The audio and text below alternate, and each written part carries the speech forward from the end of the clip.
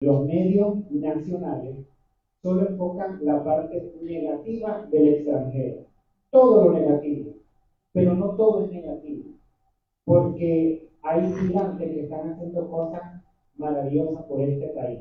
Y yo sí agradezco, yo soy uno de los que agradezco muchísimo a la gente panameña, porque desde el día número uno que yo vine a este país, quienes me dieron la mano fueron los panameños, principalmente. 5 años después, sigo contando con ese apoyo de los panameños. Lo que me llama mucho la atención, además de la crisis que se está viviendo, es el impacto que tienen las redes sociales, principalmente TikTok, en la gente que cruza en el Darién y en la gente que sigue del Darién hacia México. Porque la mayoría nos enfocamos obviamente porque estamos aquí en Panamá.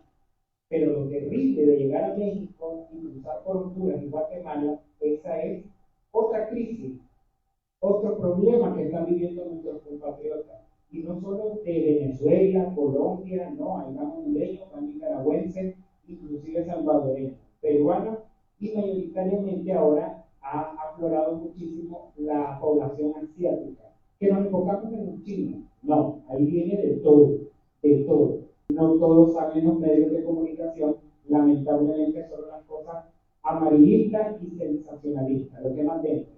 El morbo. El morbo es el número uno con los extranjeros. Pero hay mucha solidaridad de ONG, de la misma población que va en el trayecto, y eso un poco lo vemos.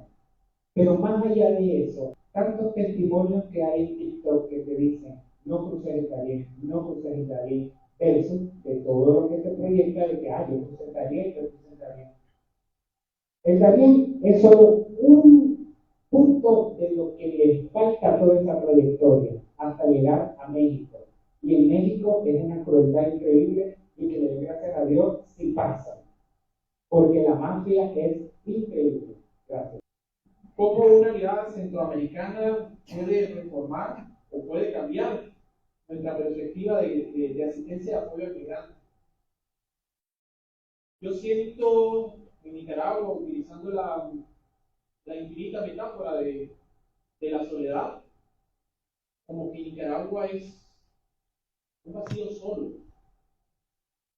El Salvador, Guatemala y Honduras se identifican como el Triángulo Norte, tienen muy buenas relaciones con ellos. Costa Rica tiene mucha cercanía con Nicaragua, pero igual su frontera está sellada. Panamá mira hacia el sur, Panamá mira hacia el mundo, y Nicaragua isla.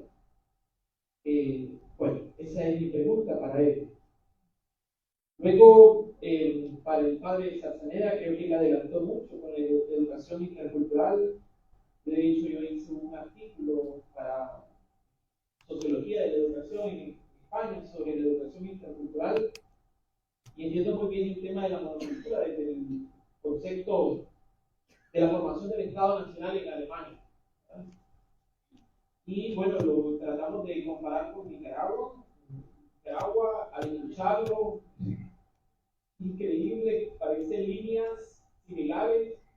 En Nicaragua hay grupos, por ejemplo, místicos, garífonas, creoles, mayagnas, y cuando usted dijo, por ejemplo, citó al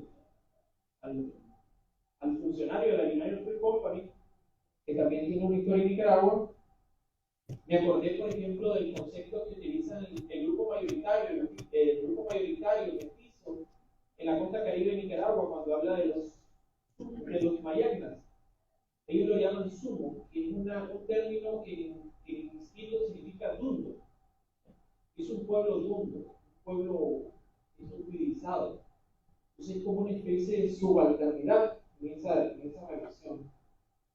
Entonces mi pregunta para él es, ¿cómo desde la educación integramos la evidencia que acaba de darnos sobre los movimientos migratorios y la relación intercultural? Solo una pausa ahí. Cuando enseñaba en la UCA, porque yo soy profesor del área de lectura comprensiva, yo decía, los párrocos no le hacen caso a la Laudato Si. Bueno, puedo decir orgullosamente que yo para enseñar párrafos deductivos, inductivos, transductivos, utilizado en Laudato Si por la facilidad con la que se lee. Es un mensaje claro. Y sobre todo cuando argumenta, cuando utiliza las técnicas de argumentación.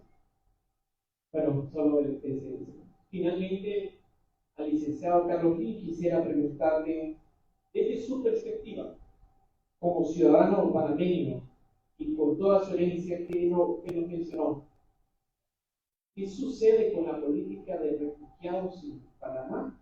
Porque usted dice que a nadie se le otorgan los permisos. Y eso se lo digo porque veo a la comunidad nicaragüense aquí y el 90% está refugiado, no tiene permiso laboral y quedan como un estado de indefensión frente a las condiciones laborales que se les imponen. Dos casos específicos muy cercanos, una persona que no ha tenido vacaciones durante 4 años, con turno de noche, trabajando de seguridad, ya tiene problemas cognitivos por esa situación. Y otro caso, por ejemplo, empleadas domésticas que se contratan como nanas, pero que luego quedan como una virtual esclavitud moderna, en la que sirven a las personas hasta 15 horas al día. Se levantan a las 4:30 de la mañana y su jornada termina a las 7:30 de la noche. Entonces, eso veo.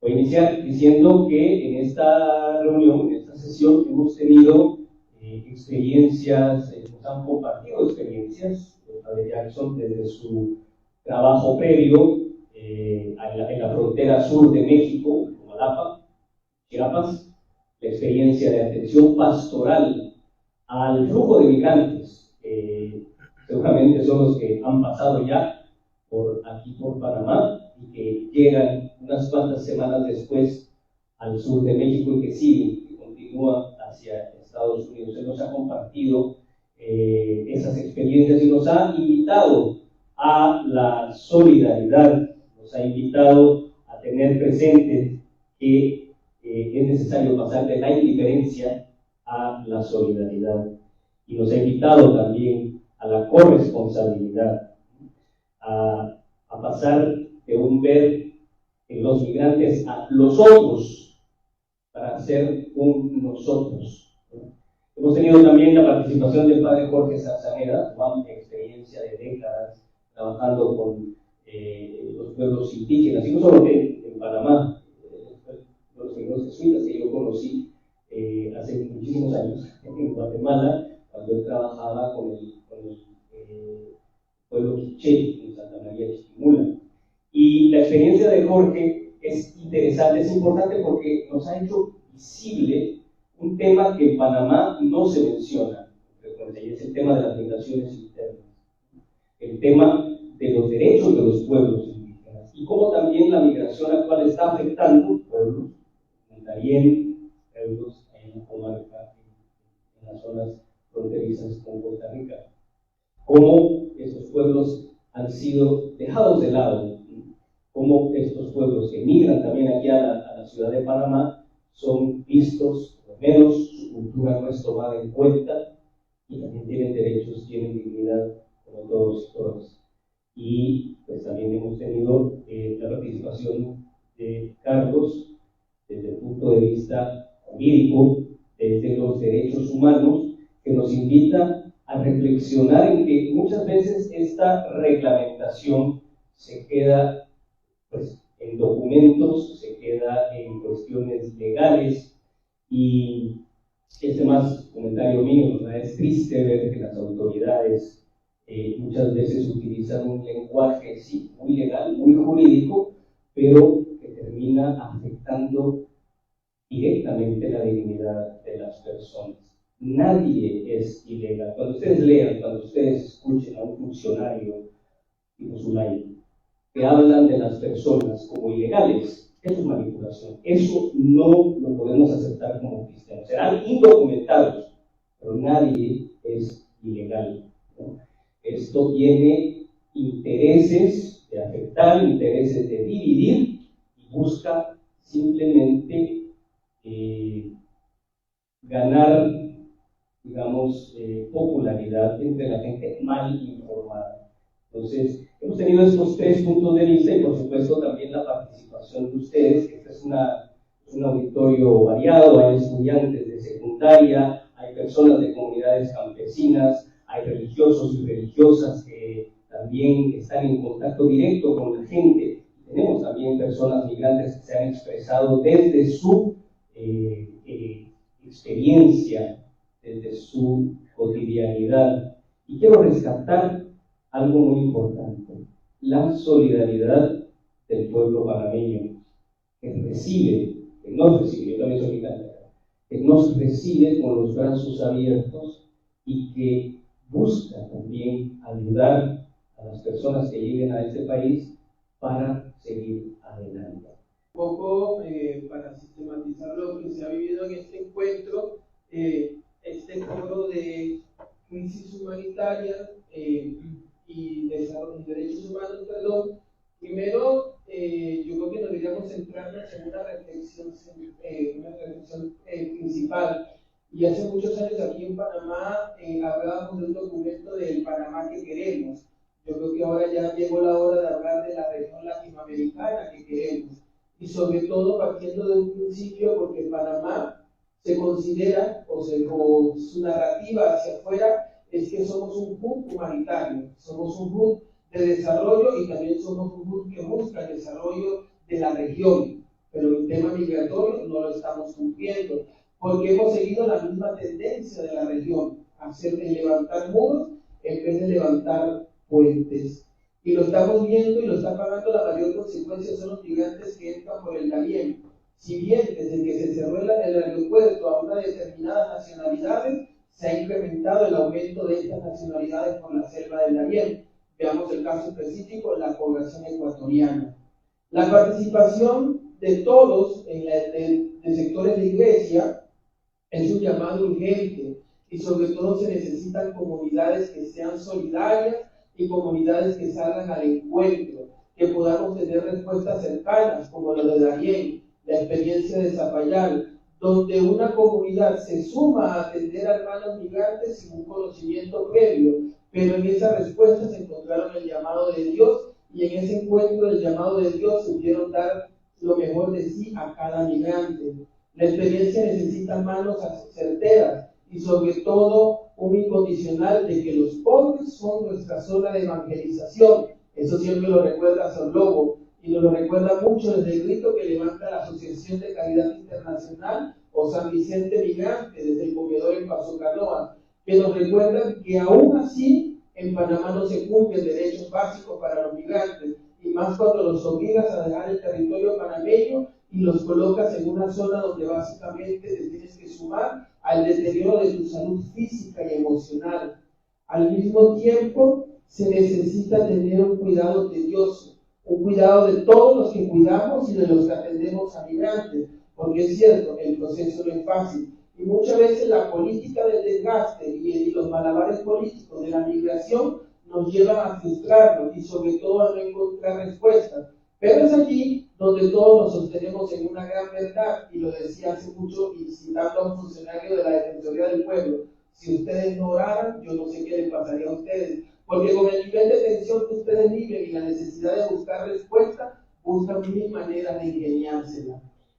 Se necesita también fortalecer el plan de trabajo y de organización de la Red Clamor. Aquí somos distintas organizaciones que hemos creído y hemos emprendido este proyecto de la Red Clamor, porque al final centrarse en el trabajo con migrantes no es buscar una serie de protagonismo, sino más bien una serie de escuchas.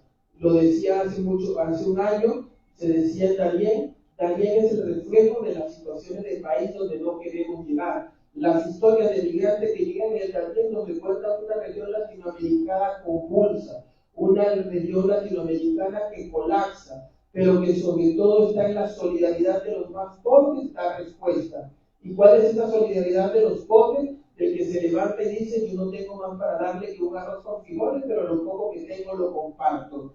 Ese es el testimonio, por lo menos, que nos da un hermano, José Ignacio, que no está aquí, que todos le decimos de cariño Pipe, y que nos recuerda que él, aún siendo evangélico, él ha decidido sumarse a esta causa. Y también convence a otros hermanos de su iglesia a entrar, porque la respuesta no es de una determinada afiliación religiosa, sino es un sentido de pertenencia y de encuentro con el otro. Es necesario también hacer un llamado a las organizaciones de cooperación internacional. Muchas veces ellas toman la alternativa de decir: yo no me meto en los abusos que hacen las autoridades porque no está de mi parte. Pero como una organización de cooperación internacional guarda silencio ante abusos de las autoridades y se lo encomiendan a los agentes de pastoral de movilidad humana o a los que estamos al frente de las organizaciones, que sea nuestra voz profética levantar la voz contra abusos que ocurren por parte de la senación o de la inversión, cuando deberíamos serlo todos. Tampoco vamos por un buen camino.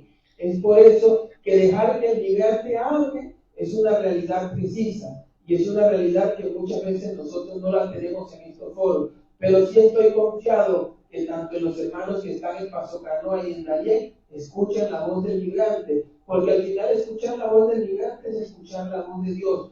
De un Dios que grita desde el río o grita desde un puente, de un autobús. Pero al mismo tiempo es la voz de Dios que nos recalca que tenemos que enderezar el camino y sobre todo buscar la fraternidad más allá de los muros que nos pueden sobrepasar.